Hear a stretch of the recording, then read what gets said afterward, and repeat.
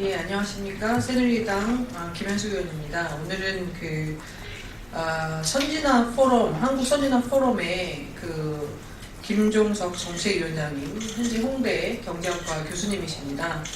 께서 공무원 연금 개혁에 대해서 성명서를 낭독하시기 위해서 정론관을 차셨습니다. 여러분께 소개해드리겠습니다. 네, 안녕하십니까. 방금 소개받은 선진화 포럼 정책위원장 김종석 교수입니다. 읽겠습니다. 공무원 연금 개혁 없이 대한민국의 미래는 없다. 공무원 연금 개혁 특별위원회가 국민들에게 약속한 합의 시한 5월 2일이 며칠 남지 않았습니다. 그러나 4월 임시국회에서 공무원 연금 개혁 법안이 처리될 가능성은 점점 희박해지고 있습니다.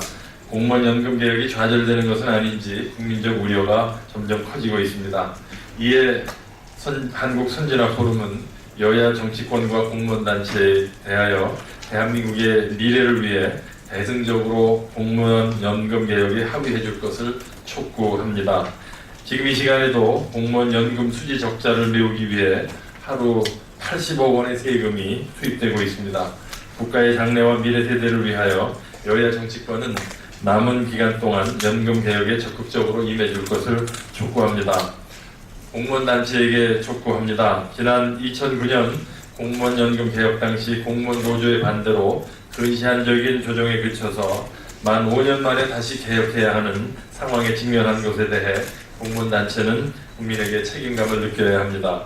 그럼에도 공무원 노조가 지속 가능한 연금 개혁을 위한 진지한 대안 모색 대신 공무원 연금법 이외에 국민연금법 개정안도 함께 올 연말에 처리해야 한다고 하면서 민주노총의 총파업과 연대해 파업을 하겠다는 것은 사회적 대타협이 아니라 개혁 거부 선언의 다름이 아닙니다. 국민연금에 가입하고 평균 84만 원을 받는 일반 국민에 비해 2.6배나 더 받는 공무원들의 이 개혁을 거부하면서 국민연금 소득 수준 상향을 거론하는 것은 결국 국민의 세금으로 자신들의 노후를 부양받겠다는 것으로 이러한 공무원단체 주장에 동의할 국민은 없습니다. 빠른 고령화, 수급자의 급증으로 연금 재정이 급속도로 악화되고 있습니다.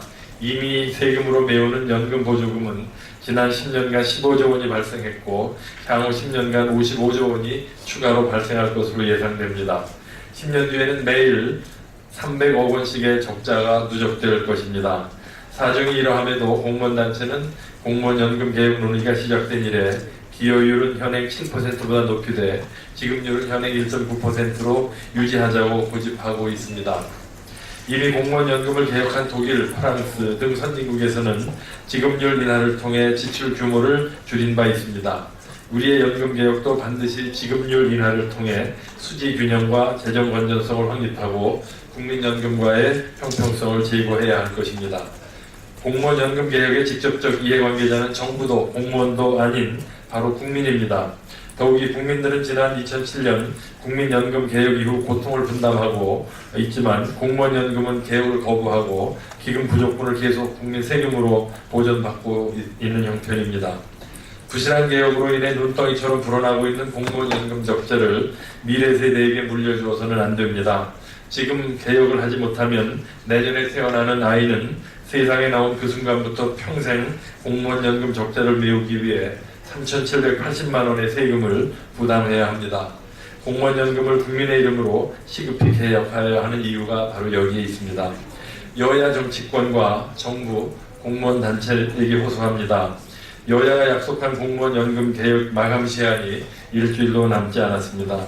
여야 정 공무원 단체는 남은 기간 동안 합리적이고 미래지향적인 대타협안이 나올 수 있도록 최선을 다해주기 바랍니다.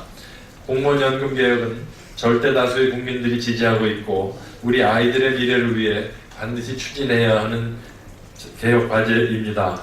그리고 이를 추진해야 할 현 정치권의 시대적 사명이라는 점을 다시 한번 강조드리면서 공무원 연금 개혁을 반드시 이루어지기를 강력히 촉구합니다.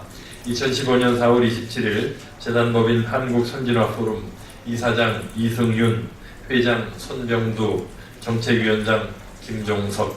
감사합니다.